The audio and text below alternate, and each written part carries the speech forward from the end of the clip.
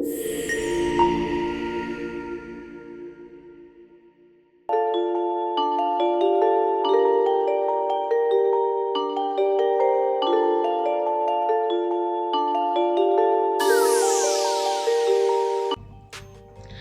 jelas mengapa jenayah Macau Scam dinamakan Macau sebenarnya sebuah wilayah otonomi di China, tapi telah dikatakan bahawa penipuan itu pertama kali berlaku di sana. Macau Scam merupakan sindiket penipuan yang dikendalikan oleh warga tempatan maupun warga asing menerusi panggilan secara rawak yang menyamar sebagai kaki tangan bank, pegawai polis, pegawai mahkamah atau agensi kerajaan. Mereka kemudian mengarahkan mangsa untuk memindahkan sejumlah wang ke akaun bank yang dinyatakan dengan tujuan kononnya untuk menyelesaikan atau menutup kes mangsa. Taktik penipuan Macau Scam yang cukup terkenal adalah melalui panggilan telefon yang disasarkan kepada mangsa dengan memperkenalkan diri mereka sebagai pegawai sebuah pertubuhan atau organisasi penting. Seterusnya, mangsa diberitahu bahawa terdapat pinjaman atau denda tertunggak yang melibatkan mereka. Antara modus operandi penjenayah Macau Scam adalah menipu mangsa dengan menggunakan sistem Voice over Internet Protocol supaya nombor telefon mereka kelihatan seperti datang dari organisasi kewangan atau pihak berkuasa. Taktik penipuan melalui panggilan telefon dengan penyamaran sebagai pegawai yang dipercayai sama ada dari mahkamah, polis atau bank adalah satu taktik yang sering digunakan oleh penjenayah ini. Mereka akan mendakwa bahawa nama mangsa, kad penalan atau akaun bank telah dikaitkan dengan kesalahan pengiriman data atau aktiviti pengubahan wang haram yang boleh memberi impak besar kepada mangsa jika tidak diselesaikan dengan segera. Kesan penipuan Macau Scam terhadap masyarakat sangat besar dan berbahaya, baik secara ekonomi, psikologi maupun sosial. Antara kesan yang dihadapi oleh mangsa dan masyarakat secara umum adalah kehilangan wang. Kehilangan wang merupakan kesan paling ketara terhadap individu. Mangsa seringkali kehilangan jumlah wang yang besar yang mungkin merangkumi simpanan, wang pencen atau dana kecemasan. Kehilangan ini boleh menyebabkan mereka berada dalam krisis kewangan yang serius. Tekanan emosi dan psikologi. Mangsa mengalami tekanan emosi, rasa malu, trauma dan kemurungan akibat ditipu. Ada yang merasa bersalah kerana tidak menyedari penipuan dengan lebih awal dan merasa gagal melindungi diri atau keluarga mereka. Kehilangan kepercayaan terhadap orang lain. Rasa malu kerana menjadi mangsa penipuan Macau Scam boleh menyebabkan kehilangan keyakinan diri. Individu yang tertipu mungkin merasa takut untuk berurusan dengan orang ramai akibat rasa curiga dan cemas selepas ditipu. Mangsa mungkin menjadi lebih curiga dan sukar untuk mempercayai orang lain.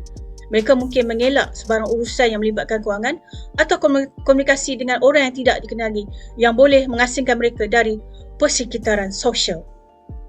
Seterusnya adalah cabaran dalam Undang-Undang Komunikasi. Pada masa kini, teknologi komunikasi telah berkembang pesat dan memainkan peranan penting dalam kehidupan harian kita. Namun, seiring dengan kemajuan ini, wujud pelbagai cabaran yang perlu diberi perhatian, terutamanya dalam aspek perundangan. Undang-undang yang sedia ada mungkin tidak cukup untuk menangani ancaman moden yang semakin rumit. Oleh itu, dalam pembentangan ini, saya akan fokus kepada dua cabaran utama yang dihadapi dalam Undang-Undang Komunikasi, iaitu kekurangan dalam Akta Komunikasi dan Multimedia 1998 dan isu rentas sempadan dalam jenayah cyber seperti penipuan Macau Scam. Cabaran pertama adalah kekurangan dalam Akta Komunikasi dan Multimedia 1998. Akta ini tidak menangani sepenuhnya kerumitan jenayah cyber moden seperti penipuan Macau. Akta ini lebih tertumpu kepada pengawal sedia penyedia perkhidmatan telekomunikasi, tetapi tidak mempunyai peruntukan yang menyasarkan skim penipuan digital yang canggih secara khusus. Salah satu contoh isu berkenaan dengan kekurangan ini adalah penipuan Macau. Penipuan ini melibatkan sindiket antarabangsa yang menyamar sebagai pegawai bank, polis dan institut kewangan dan menggunakan panggilan telefon serta teknologi digital untuk memperdayakan mangsa akan menyerahkan maklumat peribadi dan wang kepada mereka. Walaupun dalam akta ini memberi tumpuan kepada pengawal seliaan, perkhidmatan, telekomunikasi, ia tidak mempunyai peruntukan khusus untuk menangani penipuan digital yang canggih seperti ini. Penjenayah menggunakan teknologi VoIP, iaitu Voice over Internet Protocol, untuk menutup jejak mereka. Ini boleh menyebabkan pihak berkuasa sukar mengesan dan mendakwa mereka.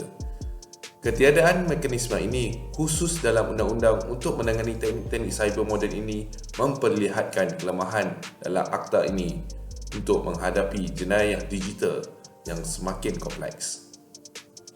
Cabaran kedua adalah isu rentas sepadan. Banyak penipuan Macau dijalankan oleh penjenayah antarabangsa. Ia menyukarkan pihak berkuasa Malaysia untuk bertindak kerana batasan bidang kuasa. Undang-undang semasa tidak menyediakan mekanisme yang berkesan untuk bekerjasama rentas sepadan dalam menangani penipuan ini. Contoh isu rentas sepadan dalam konteks penipuan Macau melibatkan kes di mana sindiket penjenayah yang beroperasi di luar negara, contohnya China atau Hong Kong, juga menggunakan panggilan VoIP iaitu Voice over Internet Protocol untuk menyamar sebagai pegawai bank atau polis di Malaysia. Mereka menghubungi mangsa di Malaysia, memperdayakan mereka agar memindahkan sejumlah besar wang ke akaun di luar negara. Apabila kes ini dilaporkan, pihak berkuasa Malaysia menghadapi kesukaran untuk mengambil tindakan kerana penjenayah berada di luar bidang kuasa Malaysia.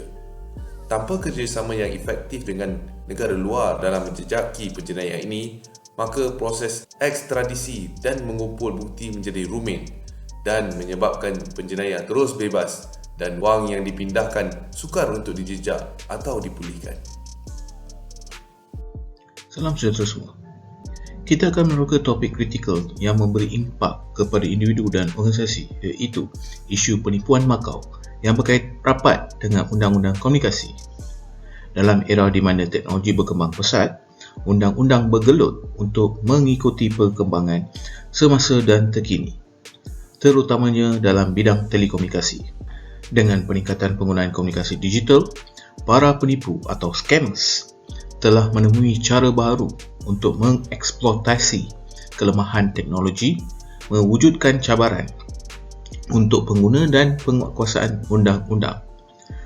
Tumpuan kami hari ini akan tertumpu pada bagaimana Akta Komunikasi dan Multimedia Malaysia 1998 atau dalam ringkasnya CMA berusaha untuk mengawal selia penggunaan telekomunikasi, batasan undang-undang dalam menangani penipuan zaman moden seperti penipuan Macau, pemanggil dan pemesejan yang disulitkan dan akhirnya keperluan mendesak untuk perundangan dikemas kini. Akta Komunikasi dan Multimedia 1998 CMA memainkan peranan asas dalam pengawasaliaan telekomunikasi di Malaysia. Objektif utama CMA adalah untuk memastikan perlindungan kepada pengguna dan pengawasaliaan perkhidmatan rangkaian yang betul. CMA menetapkan rangka kerja undang-undang untuk syarikat telekomunikasi, memastikan operasi mereka mematuhi garis panduan dan piawaian tertentu. Akta ini memberi tumpuan kepada pengawasan penggunaan perkhidmatan rangkaian seperti internet, mudah alih dan komunikasi talian tetap, menyediakan asas undang-undang untuk melindungi pengguna daripada penyalahgunaan atau penipuan dalam sistem ini. Contohnya, ia menangani isu seperti kewajipan penyedia perkhidmatan, hak pengguna dan piawaian umum perkhidmatan. Dengan penetapan garis panduan ini, CMA memastikan bahawa penyedia perkhidmatan dipertanggungjawabkan dan pengguna mempunyai tindakan undang-undang yang boleh dipercayai apabila berhadapan dengan isu seperti gangguan perkhidmatan atau amalan tidak adil. Contoh lagi satu, di bawah CMA, jika penyedia telekomunikasi gagal memberikan perkhidmatan yang konsisten atau terlibat dalam amalan menipu, pengguna mempunyai hak untuk memfailkan aduan melalui Badan Kawal Selia.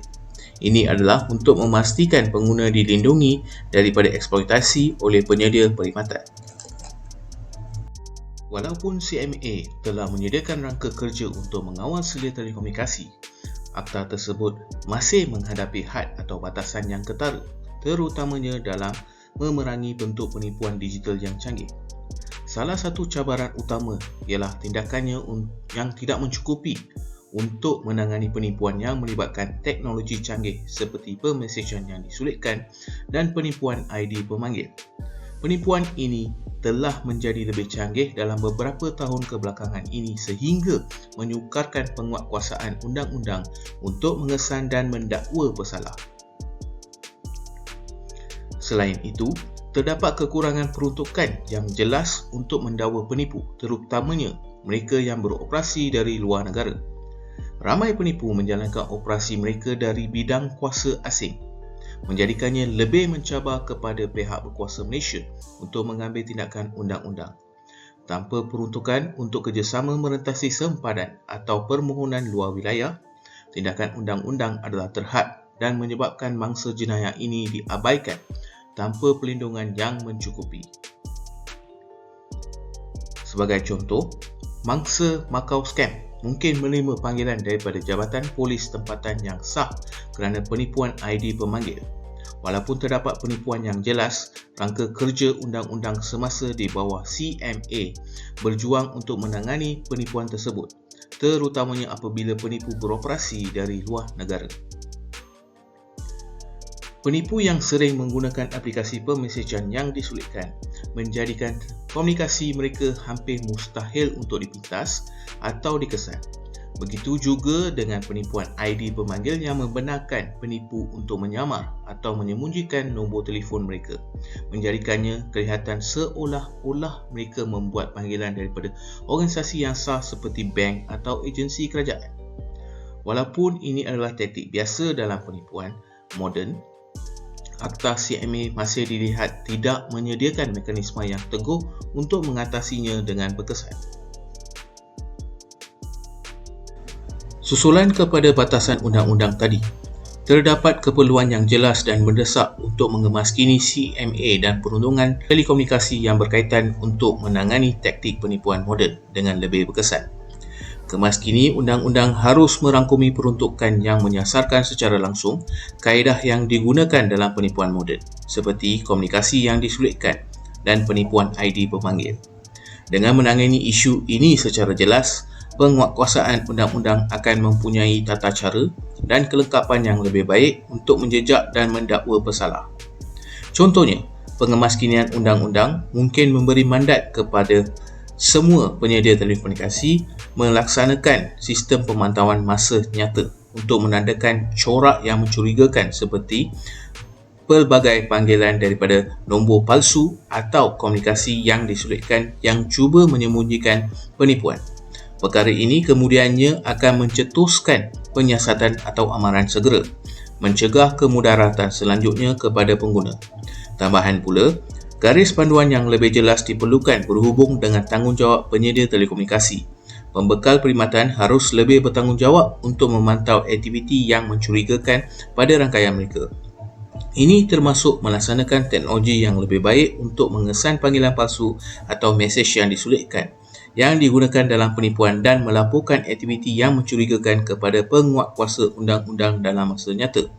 Dengan meletakkan tanggungjawab kepada penyedia telekomunikasi, syarikat-syarikat ini boleh memainkan peranan penting dalam mengurangkan pencambahan penipuan digital. Akhir kata, walaupun Akta Komunikasi dan Multimedia 1998 CMA memainkan peranan penting dalam mengawal selia telekomunikasi dan melindungi pengguna, namun masih lagi tidak mencukupi untuk menangani kerumitan penipuan digital moden. Batasan undang-undang akta tersebut terutamanya mengenai pemesejan yang disulitkan dan pemalsuan ID pemanggil menghalang keupayaan penguatkuasaan undang-undang untuk mendakwa penipu dengan berkesan. Untuk mengatasi isu ini, pengemaskinian perundangan dari masa ke semasa perlu diperkenalkan dan dipraktikkan berfokuskan pada menangani teknologi canggih yang digunakan dalam penipuan dan menyediakan garis panduan yang lebih jelas untuk penyedia telekomunikasi. Bersama-sama, perubahan ini akan mengukuhkan rangka kerja undang-undang kita dan melengkapkan pihak berkuasa dengan lebih baik untuk memerangi ancaman penipuan digital yang semakin meningkat.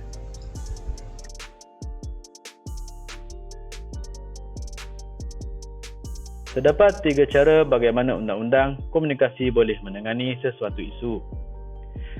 Yang pertama ialah memegang syarikat telekom bertanggungjawab.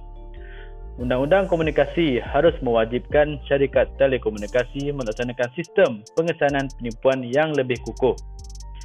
Syarikat telekomunikasi perlu melaksanakan sistem pengesanan penipuan yang cekap, seperti penggunaan algoritma untuk mengenal pasti panggilan yang mencurigakan secara masa nyata.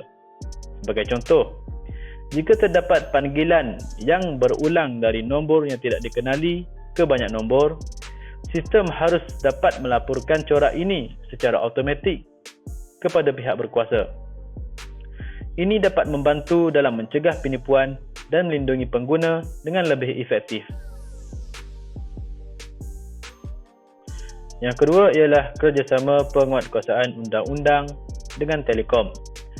Kerjasama antara penguatkuasaan undang-undang dan syarikat telekomunikasi adalah penting untuk menegakkan keselamatan awam. Contohnya, syarikat telekomunikasi seperti Telekom boleh menyediakan data lokasi telefon bimbit bagi membantu pihak berkuasa dalam mengesan suspek jenayah. Pelaksanaan protokol keselamatan cyber juga dapat melindungi pengguna daripada penipuan dalam talian. Dengan kerjasama ini, kedua-dua pihak dapat meningkatkan kecekapan dalam menangani isu jenayah dan keselamatan cyber. Seterusnya ialah kempen kesedaran awam. Undang-undang boleh memberi kuasa kepada agensi untuk menjalankan kempen pendidikan awam berskala besar untuk mengajar rakyat tentang mengenal pasti potensi penipuan dan melindungi mereka sendiri. Contohnya, program kesedaran di sekolah dan komuniti yang mengajar cara mengenal pasti email penipuan dan teknik sosial yang sering digunakan oleh penipu. Dengan meningkatkan pengetahuan orang ramai, kita dapat mengurangkan jumlah mangsa penipuan secara signifikan. Kesimpulannya, pendekatan-pendekatan ini amatlah penting bagi membanteras jenayah penipuan dan ia amatlah berpotensi untuk mengurangkan jumlah kes penipuan dan melindungi pengguna dengan lebih berkesan agar tidak menjadi mangsa kepada sindiket penipuan ini.